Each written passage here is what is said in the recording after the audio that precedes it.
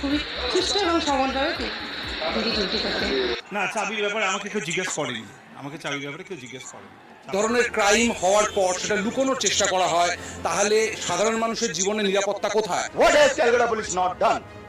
In this case, they have done everything. বন্ধুরা, আরজিকর হাসপাতালে doctor মমিতাকে যেভাবে 18 জন মিলে তাকে ধস্তাধস্তি করে মেরেছে, তারই একের পর এক সত্যতা পাওয়া যাচ্ছে। এমনকি এক এক করে সব খুনিদেরকে ধরছে পুলিশ। তাছাড়াও সাধারণ জনগণ ছাড়াও অনেক বড় বড় সেলিব্রিটিরা ইতিমধ্যে রাস্তায় নেমে কি কি আন্দোলন করছে। তাছাড়াও মমিতা দেবনাথকে মারার কি উদ্দেশ্য ছিল আরজিকর হাসপাতালের প্রিন্সিপাল সন্দীপ ঘোষের, তো চলুন আমরা এক এক করে সেই ভিডিওগুলো দেখে আসি যে আসলে তাকে কি কারণে মারা হয়েছে। তারপর বিস্তারিত আলোচনা করছি ভিডিও শেষে। হ্যাঁ, দিদি দিদি খুবই ভালো এবং ভদ্র, নীরবে রাস্তা, কোনো কারোর সঙ্গে কোনো কথাবার্তা সেইভাবে কোনো আমাদের সঙ্গে কোনো ব্যবহার খারাপ করেননি। সব পেশেন্ট পার্টির সঙ্গে এবং পেশেন্টদের সঙ্গে খুবই নীরবে ব্যবহার করেছেন। যেভাবে